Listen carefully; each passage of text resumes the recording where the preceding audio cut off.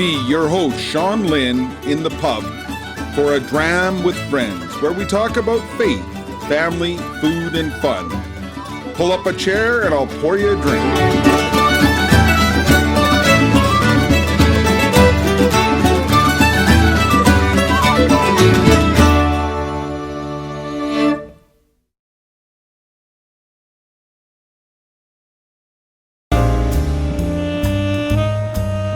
Episode 12.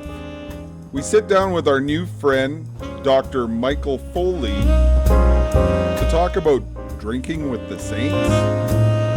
Well, sit back and we pour a dram of some nice Irish whiskey.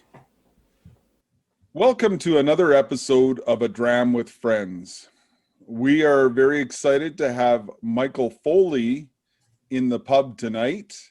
He's a new friend, but I got his book, Drinking with the Saints, and thought, I got to have this guy on. So welcome, Michael. Nice to meet you. Nice to meet you, Sean. So tell us first, we should probably pour a dram, eh? What are you drinking tonight? All right, so tonight I'm pulling out some of the good stuff. I have a Redbreast, a little Irish for the evening. And I did a little research, and Foley is Irish heritage. It's actually like marauder or pirate or... Yeah. And and given the theme of your book, I thought I'd pull out one of my favorite whiskeys. It's called Glendalough. This is a really nice sipping whiskey. I quite enjoy it. I've got a daughter over in Ireland right now. With Net Ministries, and on the bottle of this, that's St. Kevin on their labels. So, that's excellent. So I thought it'd be an appropriate one for the night. Yeah, absolutely. Well, Sláinte. I'm still learning that one. So, who is Michael Foley? Well, I am a theologian, and I teach at Baylor University in Waco, Texas. And I like to write books about drinking and the saints.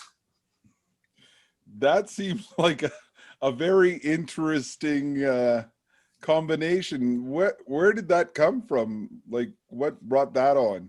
Yeah, well, my wife and I have 6 kids, and we homeschool. And so both of those are ample reasons to be drinking. And so we enjoy an evening cocktail together, but we also enjoy the feast days and the liturgical customs of the year, which often involve baking special foods and that kind of thing.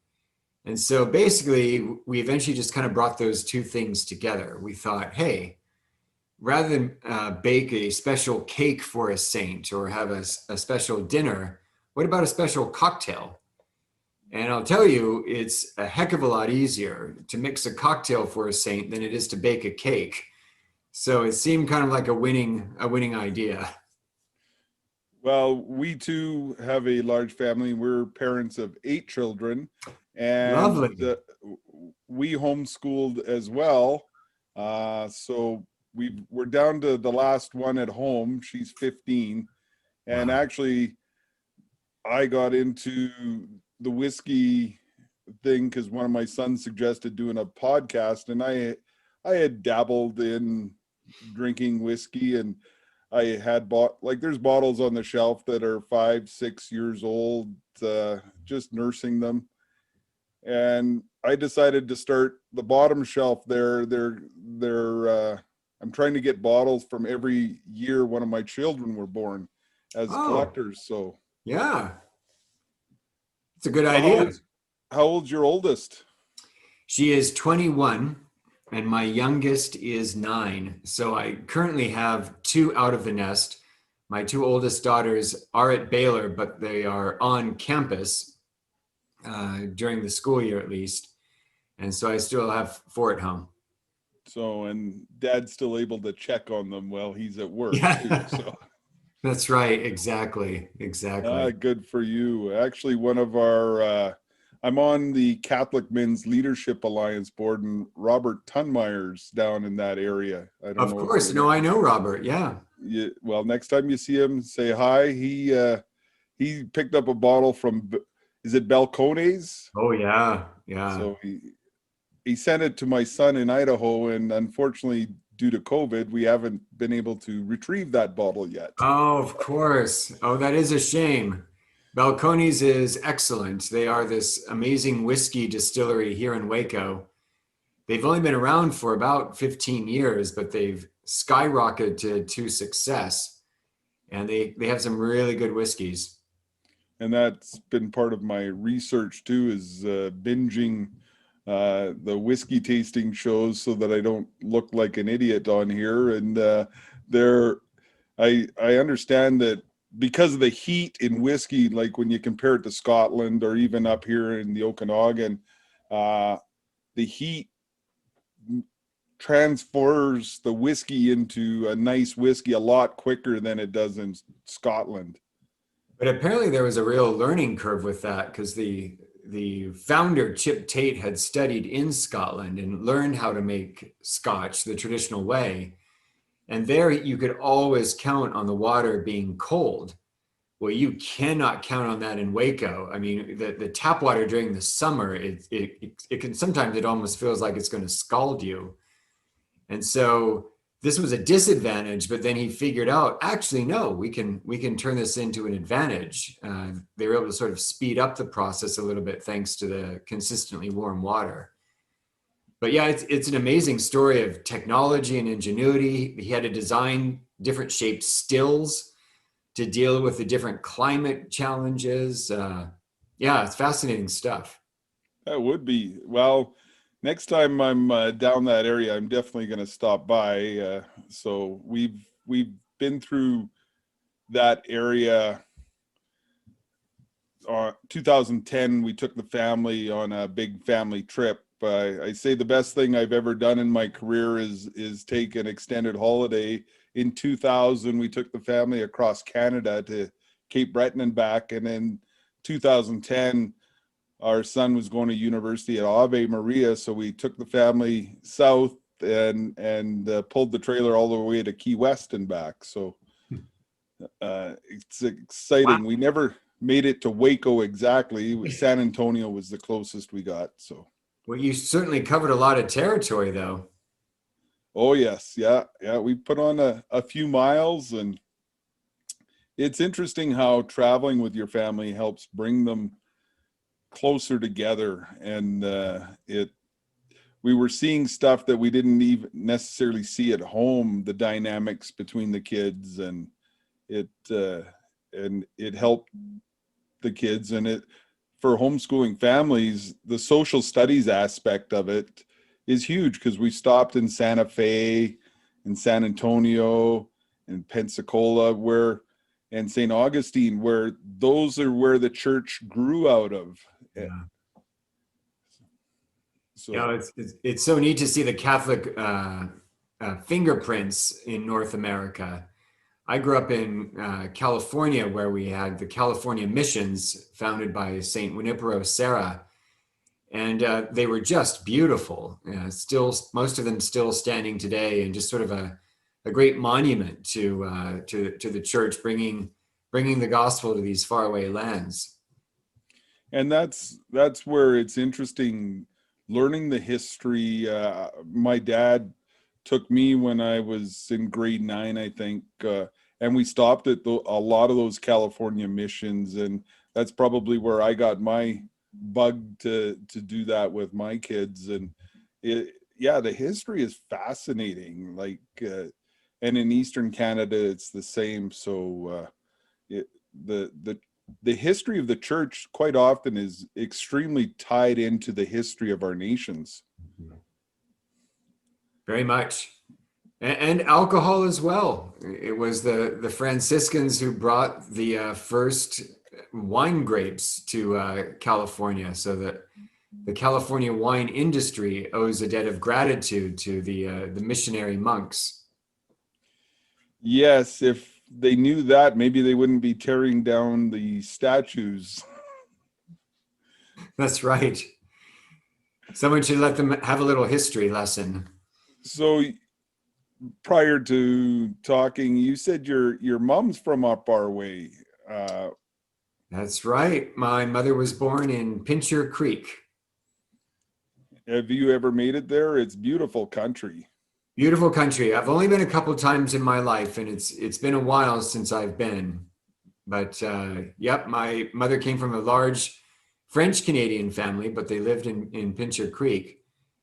And yeah, One of our former spiritual directors, Father Miles Gaffney, is now the pastor down in that area, and the bishop actually asked God Squad to organize a work crew, and we went and painted St. Henry's last summer, and it's just a beautiful setting. If anybody's touring that area, it's a nice place to stop by. The history, I think Father Lacombe, who was one of the missionary priests in this area, was a founder of that, one of the founders of that parish, and they've got a little tiny museum.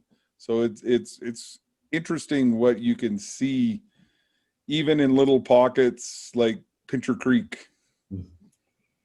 that's right. Yeah, absolutely. So what else do you do for fun? Are you the chef of the, what's dad's favorite meal to prepare for the kids? Oh, good question. I especially here in Texas, I do like the grill and the smoker. We've only lived in Texas for about 16 years, but I've slowly gotten better at those two things.